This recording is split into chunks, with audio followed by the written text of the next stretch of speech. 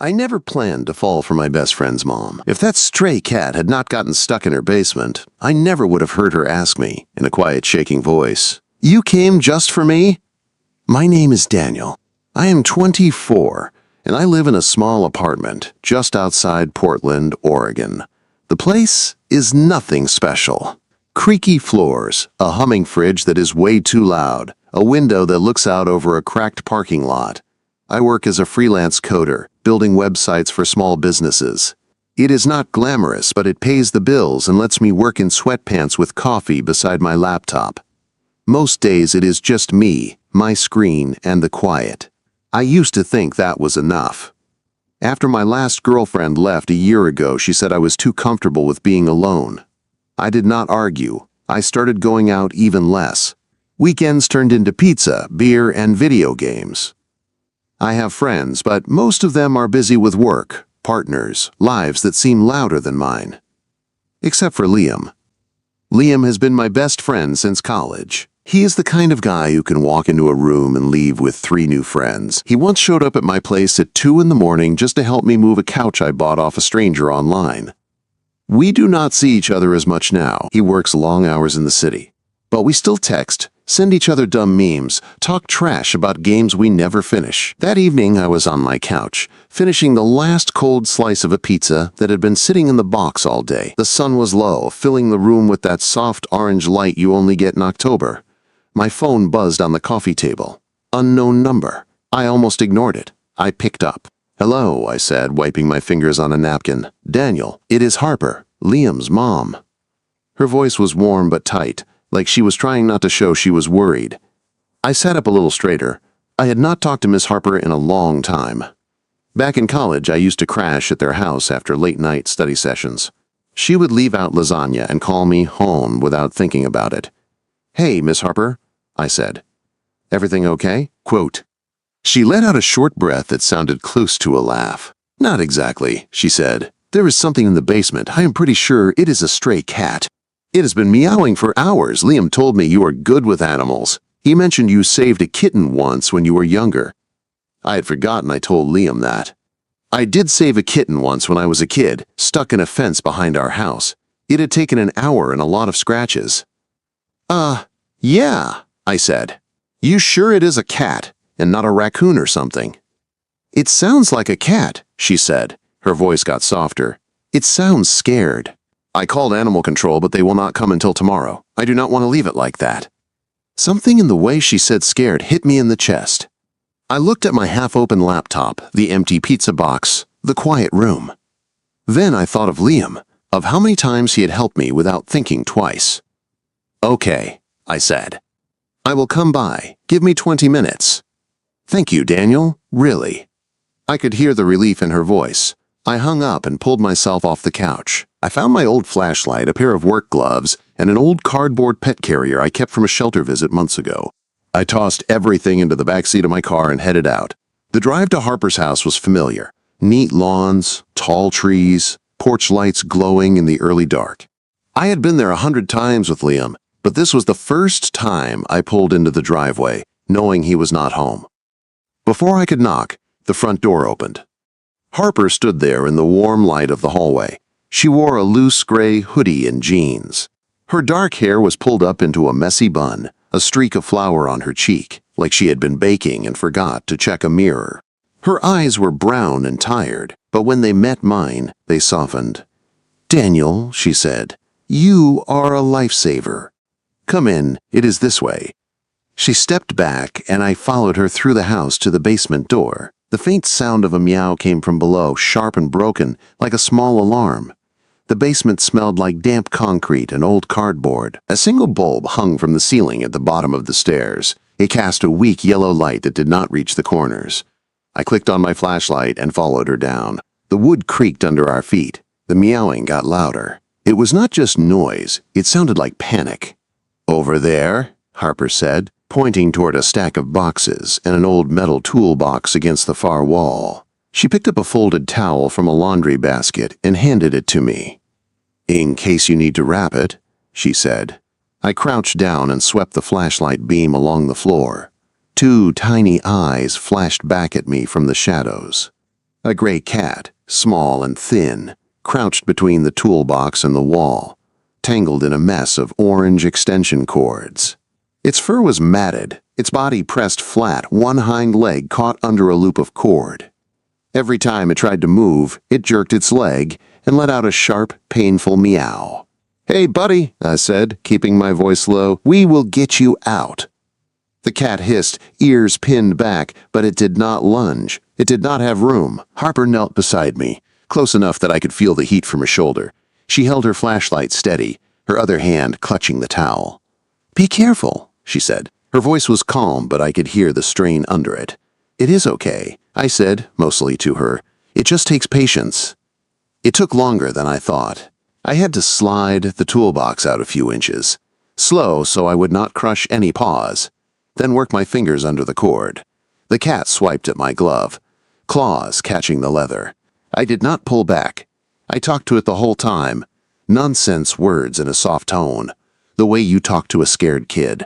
I could feel Harper watching me, her breath catching every time the cat cried.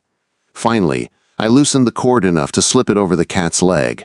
The second it was free, it tried to bolt. I was ready. I dropped the towel over it, wrapping it quick but gentle.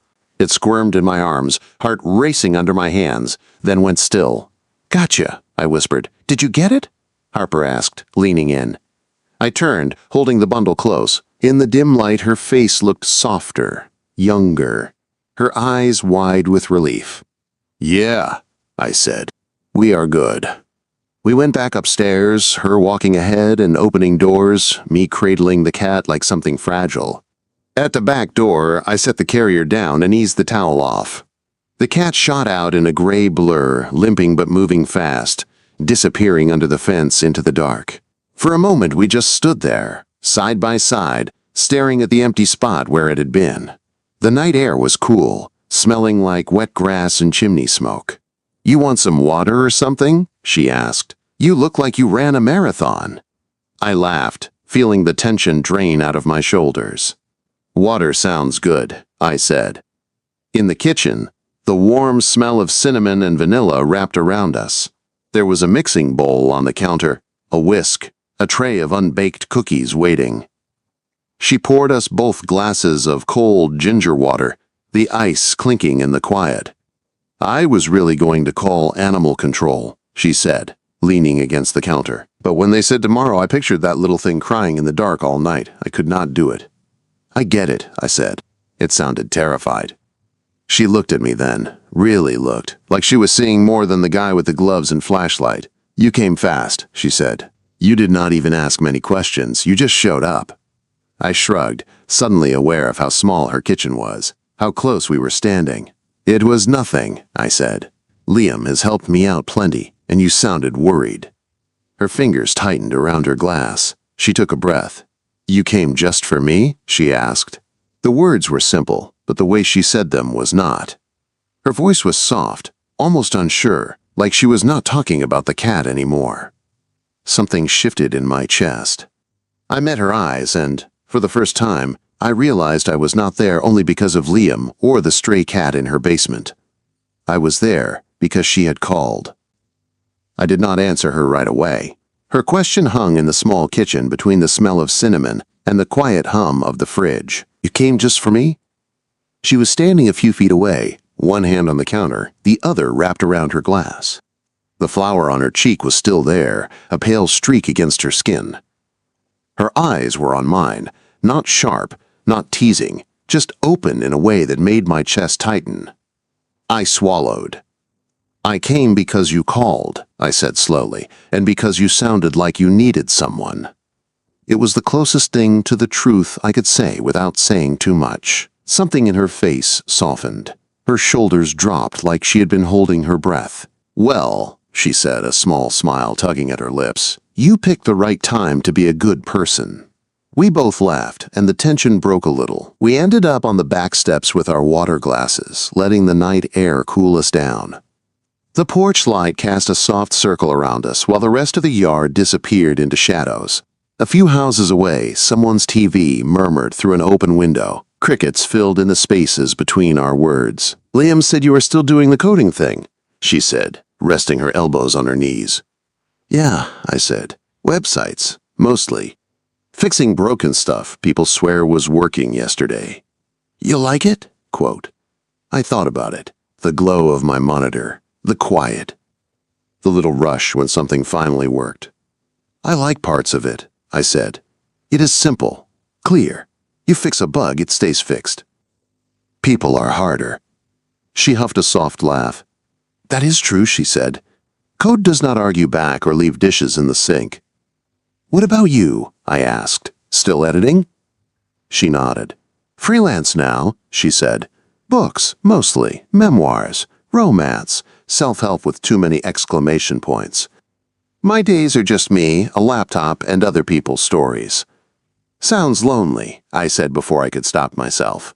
She looked at me, then down at her hands. It can be, she admitted. Liam is gone most of the time. It is quiet when he is not here. She paused, then added, tonight felt different. The way she said it made my throat go dry. I wanted to tell her it felt different to me too, that sitting on her porch under the fairy lights felt more real than most nights I spent alone with my games. That I noticed the way she tucked her hair behind her ear when she was thinking. That the line between Liam's mom and Harper was starting to blur in my head. Instead, I just said, if the cat comes back, you know who to call. She smiled at that, a real one this time. Careful, Daniel, she said. You say things like that and I will start believing you mean it. I do, I said, and I was not sure which one of us that surprised more. I left a little later than I meant to. As I walked down the front path, she stood in the doorway, hand on the frame. Good night, she called, and thank you for tonight, for showing up. Any time, Miss Harper, I said, her mouth twisted like she wanted to correct me, like she almost said something else. Then she just nodded and closed the door. The drive home was quiet, so was my apartment. But the quiet felt different now, less like a shield and more like an echo. I could not stop thinking about the way her voice had dipped on that one question. You came just for me? A few days passed. I went back to my routines. Wake up, coffee, code, eat, stare at the ceiling, repeat. But I kept seeing little flashes of that night. The gray blur of the cat. The way her hand trembled when she held the towel. The flower on her cheek. The way she said my name like it mattered. On Friday, I texted Liam to see if he wanted to hang out. Can't, he wrote back. Late shift. Mom's probably home, though. Say hi if you're around. I stared at the screen for a full minute. I could have gone to a bar alone. I could have ordered another pizza. Instead, I grabbed the charger he had left at my place a month ago and got in my car. When I knocked, she opened the door almost right away. Daniel, she said, eyebrows lifting. Hi. She was in leggings and an oversized sweatshirt, her hair pulled into a loose ponytail. This time there was no flower, just a faint smudge of ink on her thumb. Hey, I said, holding up the charger like a shield. Liam left this. Thought I'd drop it off. Quote, he is not here, she said, but I am making way too much spaghetti. She stepped aside, her eyes meeting mine for just a second longer than normal. Stay, she asked. Help me with the leftovers? I should have said something polite and left. Instead, I stepped inside and closed the door behind me. The kitchen was warm and bright. A pot of sauce simmered on the stove, the smell of garlic and tomatoes filling the air. She moved around the space like she knew every inch of it, stirring, grabbing plates, tossing salad in a glass bowl. I sat on a stool at the counter and watched. You cook a lot? I asked. Old habit, she said. Comes from years of feeding a teenage boy who acted like he was storing food for winter. I laughed. Sounds like Liam, I said. Her eyes softened at his name, but there was a hint of something else there too. A kind of quiet sadness. We sat at the table with 2 plates piled high. The clink of forks and the hum of the fridge were the only sounds for a while. It felt strange and easy at the same time. This is really good, I said after a few bites. She gave a small shrug. I had to get good at something, she said. Editing pays the bills, but food keeps you sane. We talked as we ate, or maybe I should say she talked, and I listened more than I usually do with anyone. She told me about the manuscript she was editing. A romance with cheesy lines and a main character who made bad choices every other page. They always make it sound so simple, she said, rolling her eyes. Two people meet, have one big argument, maybe a rain scene, then boom, fixed. Real life is not like that. What is it like? I asked. She held my gaze over the rim of her glass. It is messy, she said. Complicated. Full of timing that never quite lines up. Yeah, I said. I get that. I thought about my ex. About all the times she had asked me to open up and I had shut down instead. About the way she had called me safe but distant before she left. What about you? Harper asked. Any great loves in your quiet coder life? I snorted. Not great ones, I said. Just a couple of girls who realized they wanted someone louder. Quote, they were not looking closely enough, she said. The words were simple, but the way she said them made my face heat up. I looked down at my plate, pushing sauce around with my fork. After dinner, we moved to the living room. She put on a record from an old turntable in the corner. Some soft folk song with a scratchy crackle under it. We sat on opposite ends of the couch, a safe space between us, but not as wide as it could have been. She asked about my work. I asked about the years after her divorce. She told me parts of it. The long days. The long nights. The moments she was sure she had ruined something for Liam by not keeping his father around. The way she had taught herself to fix things, to survive. You seem strong, I said. She shrugged one shoulder. I am tired of being strong all the time, she said quietly. It was the first time I saw a crack in her armor. It did something to me, something I did not know how to name. By the time I left, the sky outside was dark and the street was empty. She walked me to the door, holding my charger in one hand. Thank you for staying, she said. It was nice to cook for someone again. Thank you for feeding me, I said. My microwave feelings are hurt, but I will get over it. She laughed, then reached out and brushed a bit of tomato sauce from the edge of my jaw with her thumb. The touch was light, but my whole body felt it. Messy, she said, smiling. Told you. Our eyes met. For a second, the world shrunk to the small space between us. Then it passed. She stepped back. I said goodnight. The door closed. After that, I stopped pretending my visits were about Liam. I brought over a broken lamp one afternoon and accidentally left it in her garage. Another time she texted me a picture of a leaky faucet with a frowning emoji. I came over with a toolbox. And more confidence than plumbing skill. Water sprayed my shirt. She laughed so hard she had to lean on the counter. Little by little, the space between us kept shrinking. Then, one quiet Tuesday night, my phone lit up again. The cat is back, her message said, and I think it is hurt. Can you come? When her text came, I did not think. I just moved. The cat is back, and I think it is hurt. Can you come?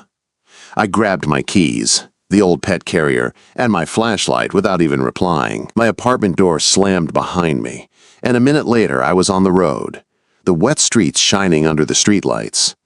My heart was beating too fast for a simple cat rescue. I knew that. I also knew it was not just about the cat anymore. When I pulled up to her house, the porch light was already on. The curtains in the kitchen glowed warm against the dark yard. Harper was at the back door, arms folded, her face pale in the porch light. Her hair was down this time, falling in loose waves over her shoulders. She looked smaller than she did during the day, softer, like the night had stripped away some of her armor. He is over there, she said, pointing toward the corner of the yard as soon as I stepped outside. Her voice was tight, like she had been holding it together for a while. The grass was still damp from an earlier drizzle. The air smelled like wet dirt and pine. I followed the sound before I saw him. A thin, broken meow, low and strained, came from near the fence. My flashlight beam landed on him, the same gray cat from the basement. His fur was wet and clumped. He was curled against the fence, one front leg twisted at a bad angle. When the light hit him, he hissed once, then went quiet. Hey, buddy, I said, kneeling in the grass. You again. Harper stood just behind me, close enough that I could feel the heat from her body. Her hand brushed my shoulder as she pointed to the towel she had brought. They said the emergency vet is open till midnight, she said. I called them. They know we are coming. Her voice shook on the last word. I laid the towel on the ground and moved slowly, talking more for her than for the cat. "It is okay," I said. "We did this before, remember?" The cat tried to pull back, but his leg would not let him. When I slid my hands under him, he let out a sharp cry that cut straight through me. I wrapped him in the towel, holding him steady while he trembled. "Got him," I said, standing with the bundle in my arms. Harper let out a breath that sounded like relief and guilt mixed together. "Poor thing," she whispered. "Why would he come back here?" "Maybe he knows it is safe," I said, glancing at her. For a second, our eyes met. There was something in hers I could not name. Something that made my chest feel tight and warm at the same time. We put the cat in the carrier and got into her car. The old Subaru smelled like coffee and worn leather. She drove, both hands gripping the wheel, the wipers squeaking across the glass. The cat cried a few more times from the back seat, then went quiet. "I am sorry I keep dragging you into this," she said, staring straight ahead. "You probably had plans." "This is better," I said. "I mean it." She turned her head just a little. The passing streetlights painted moving shadows across her face. "You are strange, Daniel," she said softly. "Most people run from other people's problems." "I guess I run toward yours," I said. We did not talk much after that, but the silence was not empty. It felt like something was building between us, like a song waiting for the chorus. At the vet, the waiting room was harsh and bright. A tired-looking receptionist took the carrier and disappeared behind a door. We sat in plastic chairs side by side, our knees almost touching. "Sprained leg, at least," the vet said when she came back out. "Maybe a small fracture. We will splint it and keep him a few days. You did the right thing bringing him in." Harper nodded, but her eyes were on me. On the drive back, she did not turn on the radio. The only sound was the low hum of the engine. "I hate that feeling," she said suddenly. Hearing someone make that sound and knowing they are scared and in pain and you cannot fix it alone. "I know," I said. "That is why you called." "And you came," she said. It was not a question this time, just a simple fact. When we got back to her house, it was almost midnight. The porch light was still on. The neighborhood was quiet, windows dark, cars at rest. She opened the door and motioned for me to follow. "You are not driving home soaking wet and wired like this," she said. "At least stay for something hot." She warmed milk in a small pot and stirred cocoa powder into it, humming something under her breath. I watched her from the table. The way she moved. The way the light caught the edges of her hair. The small frown she wore when she thought too hard. We took our mugs out to the back steps. The night air was cool, smelling like rain and leaves. The cat was gone, but it felt like he had left a mark on the place where he used to sit. We sat close, shoulders almost touching, steam curled up from our mugs. "So," she said quietly, eyes on the yard, "why do you really keep coming when I text you about a cat or a faucet or a stuck drawer?" I stared into my drink, watching the ripples. "Because it is you," I said before I could talk myself out of it. "Because you ask." She turned her head then. I could feel her gaze on the side of my face. "You know I am older than you," she said. "You know I am Liam's mom." "I know," I said. "I know all of that." "And it does not scare you off?" Quote. "It should," I said, finally looking at her. "But it does not." For a long moment we just looked at each other. Her eyes were darker in the low light, softer than they were when she was joking or busy. Up close I could see the faint lines at the corners, the ones that said she had laughed a lot and worried even more. "You are too honest," she said, but there was no anger in it, only a kind of tired affection. She shifted then, just a little, and leaned her shoulder against mine. It was a small touch, but my whole body felt it. "I did not think anyone would keep showing up like this," she said. "Not for me, not at this point in my life." I set my mug down on the step and let my arm rest against hers. I could feel the warmth of her through the fabric of her sweater. "I did not think I would want to," I said. "Not like this. Not for anyone. Not again." She let out a breath that sounded like she had been holding it for years. "Liam does not know you were here tonight," she said. "I know," I said. "I will tell him I helped with the cat if it comes up."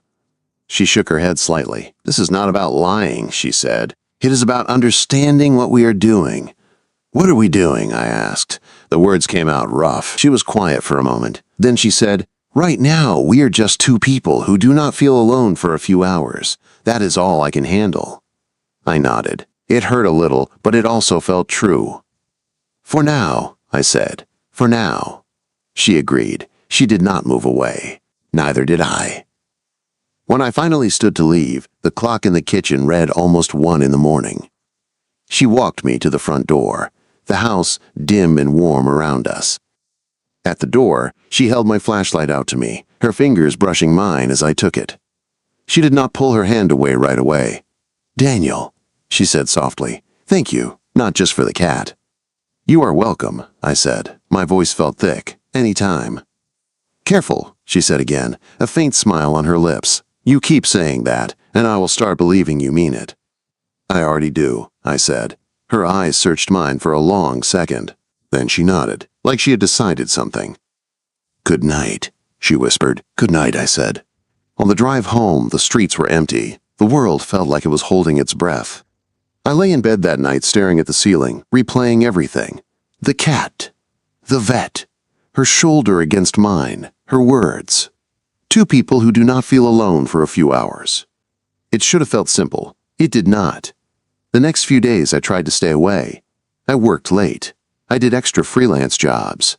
I told myself I was giving her space and giving myself time to think. Then Saturday came, and I found myself driving back to her street with no real reason except one I did not want to say out loud. When I turned the corner, Liam's car was in the driveway. For a second I thought about turning around, but my hands kept the wheel straight. Maybe it was time to see what this looked like in the light. I parked across the street and sat there for a minute, engine off, fingers still wrapped around the steering wheel. Liam's car in the driveway made everything feel sharper, more real. This was his house. His mom. His life. And I kept showing up. I almost turned the key again to leave. Then I saw the front curtain move. A shadow passed by the window. A second later, the front door opened. Liam stepped out onto the porch, squinting toward the street. "Yo," he called. "Daniel, that you?" Caught. I sighed, got out of the car, and shoved my hands into my pockets as I crossed the street.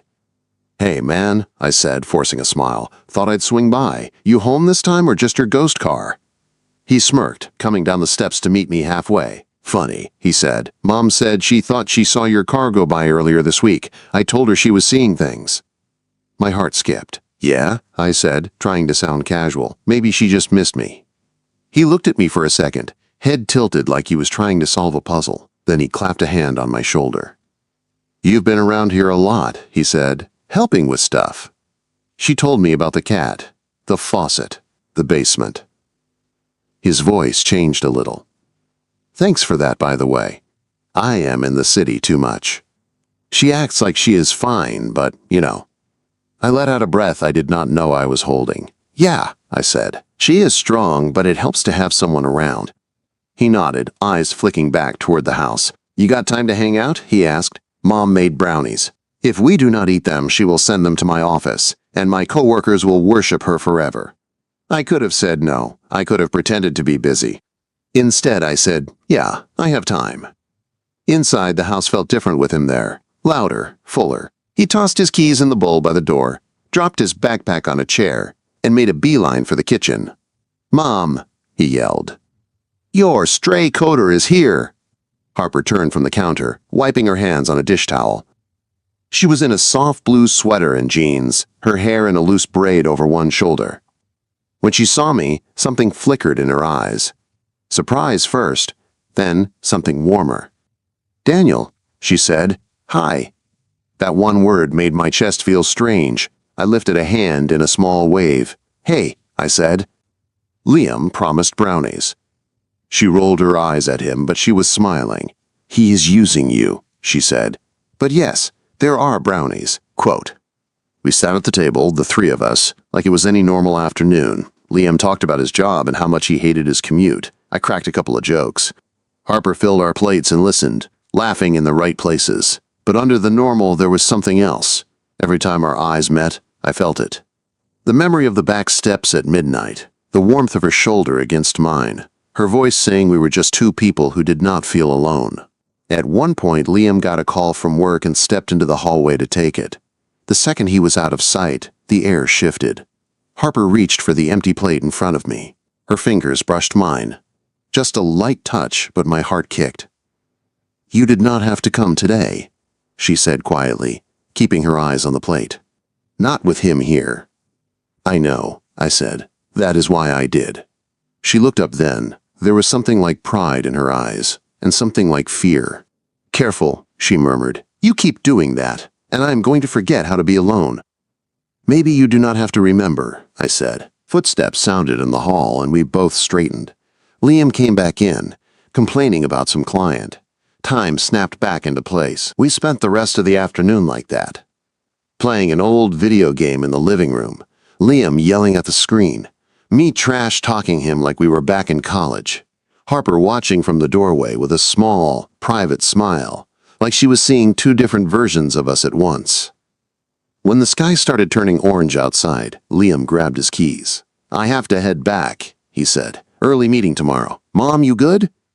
"I am fine," she said. "I have edits to finish. I will be up too late anyway."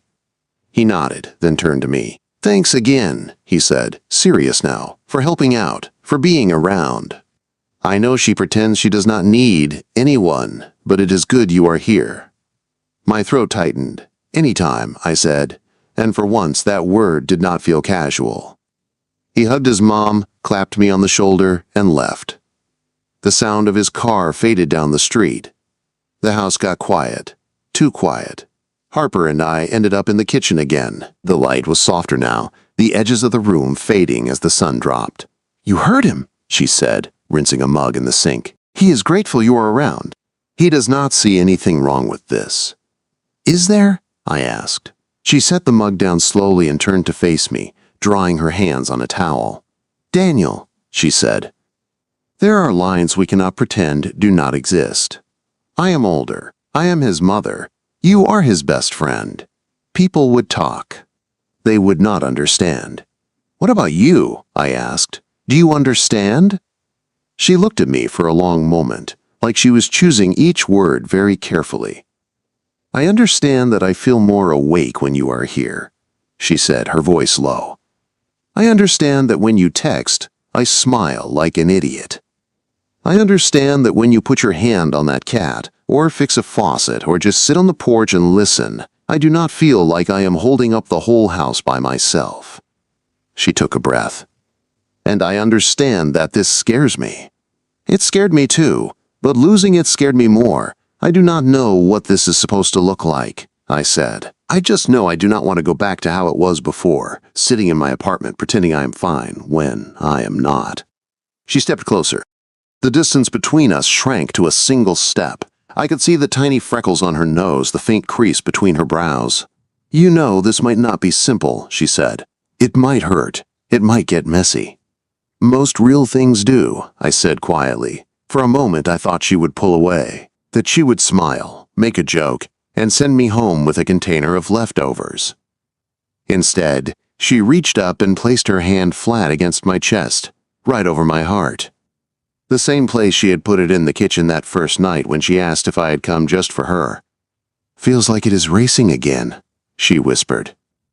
"Only around you," I said.